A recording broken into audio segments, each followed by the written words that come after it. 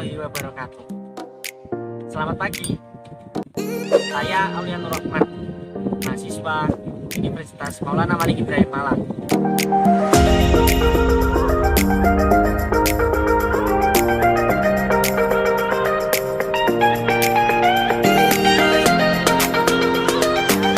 Nur Rahman akan menjelaskan tentang kebudayaan daerah Kediri. Karena saya berasal dari Kediri, maka saya akan menerangkan tentang kebudayaan Kediri. Kebudayaan Kediri sendiri itu sangat banyak sekali. Tapi yang akan saya terangkan yakni tentang kebudayaan larung sesaji Gunung Kelut. Larung sesaji Gunung Kelut sendiri itu diadakan setiap 1 Suro atau bertepatan dengan 1 Muharram. Bertepatan juga dengan awal bulan atau awal tahun baru Hijriyah Islam. Dilaksanakannya larung sesaji Gunung Kelut ini sebagai tanda rasa syukur kepada Yang Maha Kuasa karena telah diberikan nikmat yang melimpah.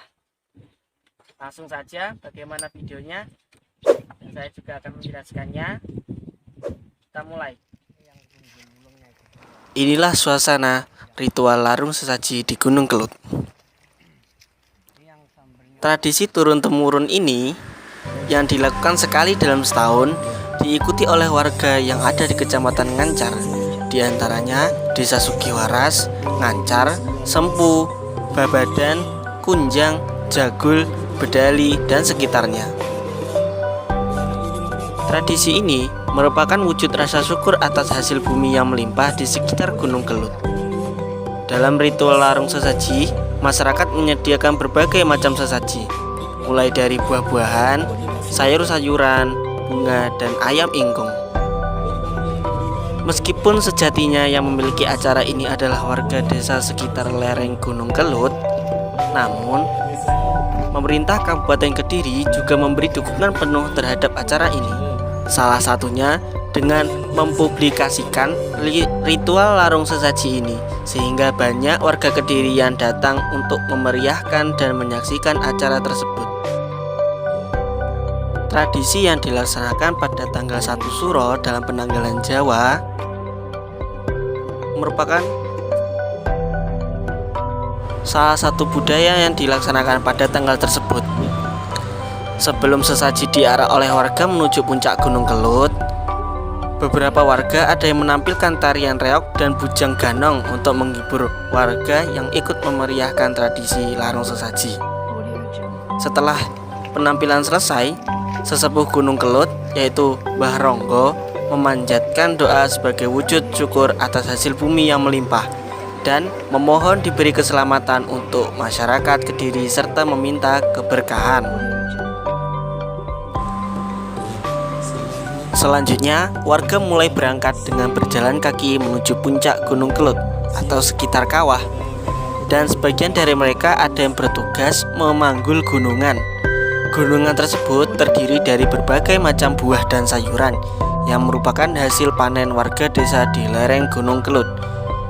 Dan ada juga gunungan yang berisi tumpeng dilengkapi dengan lauk pauknya. Selain gunungan, mereka juga memanggul tandu yang diduduki oleh seorang putri yang berperan sebagai sosok Dewi Kili Suci. Berbicara tentang Dewi Kili Suci, nama Dewi Kili Suci menjadi legenda di Kediri, Jawa Timur. Karena gadis ini sejatinya pewaris tahta kerajaan Kahuripan, tetapi putri Raja Airlangga tersebut justru memilih menjadi pertapa dan meninggalkan gemerlap dunia. Dia menjadikan Goa Selomangleng di Kediri sebagai tempat pertapaannya.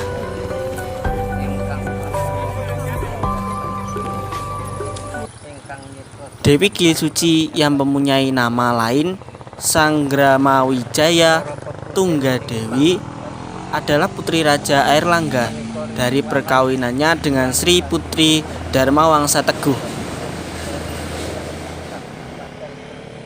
Kili Suci atau Dewi Kili Suci adalah pewaris tahta Kahuripan. Namun putri mahkota Airlangga ini lebih menyukai menyepi.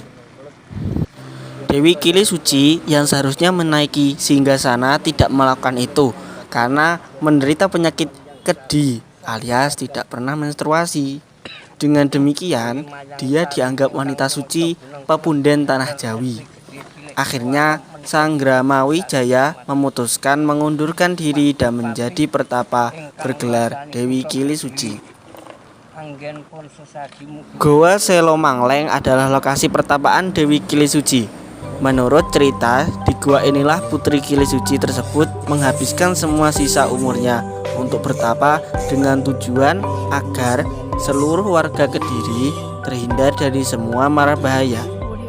Dewi Kili Suci juga setuju dengan menghabiskan seluruh sisa umurnya untuk tidak mencari pendamping.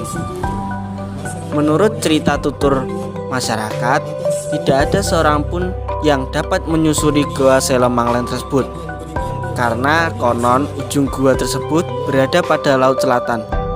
Benarkah demikian? Itulah uniknya Kediri. Banyak cerita-cerita tahayul maupun cerita-cerita mistis yang berkembang.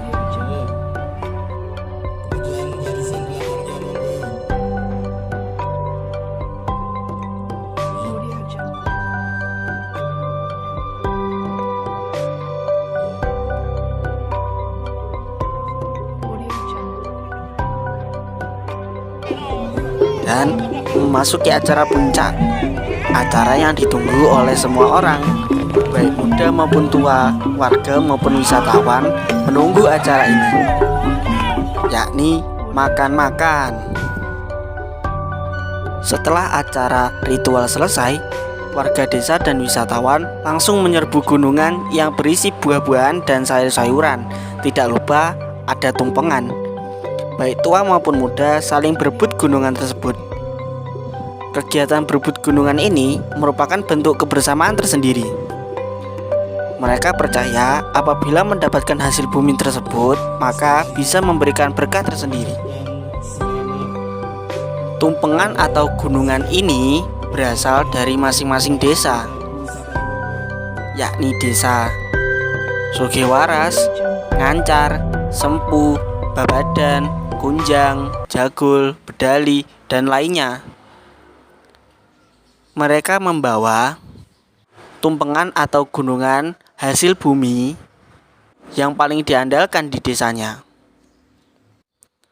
Warga pun menanti dengan sabar ketika tumpengan atau gunungan ini didoakan oleh sesepuh desa. Acara inilah yang menarik banyak para wisatawan. Lagipun para wisatawan pun juga boleh ikut mengambil hasil bumi, gunungan atau tumpengan yang disajikan oleh warga-warga. Walaupun Gunung Kelut sendiri bukan asli dari daerah Kediri, maksudnya Gunung Kelut itu ada di 3 wilayah, yakni Kediri, Malang, dan Blitar. Tetapi ritual kebudayaan ini sudah ada sejak zaman nenek moyang dan dilestarikan secara turun-temurun dari generasi desa ke generasi desa yang lain. Jika membicarakan tentang tumpengan, maka yang di pikiran kita adalah penyajian nasi dalam nampan besar bulat dari anyaman bambu. Biasanya nasi berbentuk kerucut dengan aneka lauk pauk sebagai pelengkap. Tumpeng sendiri berasal dari sebuah singkatan, yakni yen metu kudu mempeng, yang memiliki arti tersendiri bila diterjemahkan dalam bahasa Indonesia, yakni ketika keluar harus bersungguh-sungguh dan semangat. Tak heran jika nasi tumpeng dari dulu hingga saat ini sering dijadikan hidangan dalam suatu perayaan yang memiliki makna ucapan syukur atau kebahagiaan. Sebab makna tumpeng memiliki maksud yang baik, yakni ketika terlahir manusia harus menjalani kehidupan di jalan Tuhan dengan semangat, yakin, fokus dan tidak mudah putus asa. Ternyata dalam penyajian nasi tumpeng biasanya dilengkapi dengan 7 macam lauk pauk. 7 dalam bahasa Jawa berarti pitu. Angka pitu berarti pitulungan atau pertolongan. Dari 7 macam lauk pauk tersebut memiliki makna-makna dan filosofi tersendiri. Walaupun yang disajikan yang lebih banyak atau yang ditujukan adalah gunungan yang berisi buah-buahan dan sayur-sayuran, tidak kalah juga tumpeng lebih banyak untuk hidangan penutup bagi warga dan wisatawan yang mengikuti ritual larung sesaji.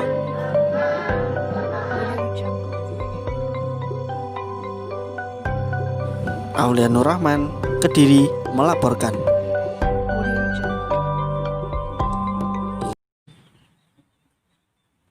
Nah, sudah paham kan? Sebenarnya banyak sekali kebudayaan Kediri itu. Apalagi ya bertepatan dengan memperingati atau merayakan satu Suro atau awal tahun baru Hijriah. Seperti